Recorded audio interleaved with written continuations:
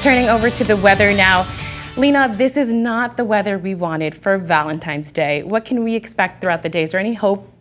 Well, Bree, as cold as it is outside, it's at least warm in our hearts, right? And we made it through the weekend mostly unscathed. That was definitely the prequel, so to speak. We're going to take off the training wheels as we head into what's going to be a fairly active week with wintry weather. Now, over the weekend, we saw just a dusting of snow as you're waking up this morning. Could still certainly cause impacts on the roadways, but the next two storm systems are looking to be more impactful.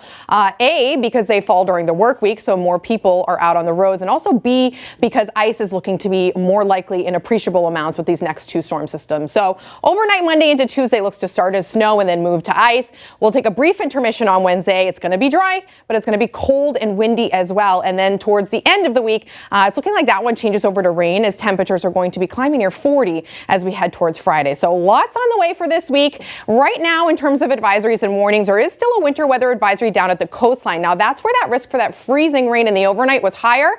And we are getting reports in Hyannis that the roads are like a skating rink down there. So if your Valentine's Day plans take you in this direction, you might want to hold off until later if possible. Then we look to the north. That's a winter storm watch in effect from 10 a.m. Monday to 4 p.m. Tuesday. So that's ahead of the next storm system in play.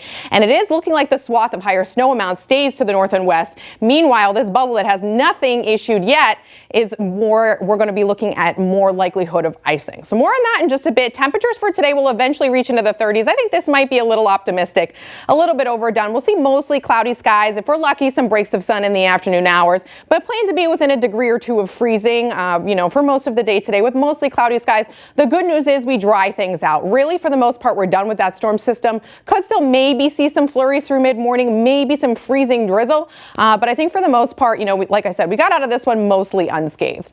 As you head into the evening for your Valentine's Day plans, if they take you elsewhere, temperatures will fall into the 20s and eventually maybe into the upper teens in the higher terrain with mostly cloudy skies and no precipitation concerns for this evening. In fact, no precipitation concerns through tomorrow morning. So for today, as you can see, some specks perhaps of precipitation popping in throughout, but for the most part, we just stay cloudy through the evening into the overnight tonight. And then as we wake up on Monday to mostly cloudy skies, that precipitation is going to start to inch its way in, again having to overcome dry air at the surface. So it's going to take some time, maybe some spotty snow showers through mid-morning, but most of the widespread snow is going to hold off until the afternoon hours, and that sticks with us for most of Monday. But then as you see, as we head towards dinner time, that tendency for freezing rain or sleet to move in, the transition to that icy mix is going to start to wedge its way in, and it does look like that sticks with us throughout the overnight. So that's certainly something we need to monitor and watch closely, because not only is that impactful for the roadways, but could also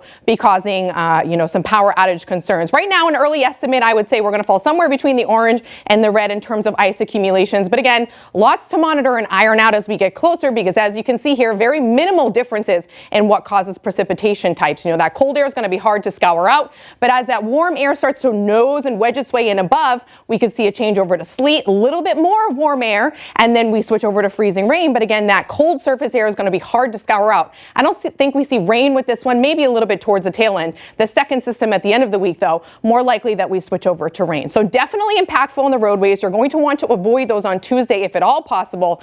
Be mindful that bridges certainly do freeze first because they have the cold air above, they have the cold air below, but overall ice on the roadways is certainly not a good thing. So for Monday, it looks like, especially since we have a holiday, not much to worry about. But as we head into Tuesday, more likely that school is either canceled or switch to remote. But when you factor in, the fact that we might lose power, well, we'll have to wait and see what happens there. Then we switch to Thursday, too far away to tell, but an early look at this one is that we started snow, switch over to rain, and we'll have to continue monitoring how things go as the week goes on. But overall, an active weather week, temperatures running slightly below seasonable through the end of the week and starting and ending the week with a wintry mix of precipitation. Bree, back to you.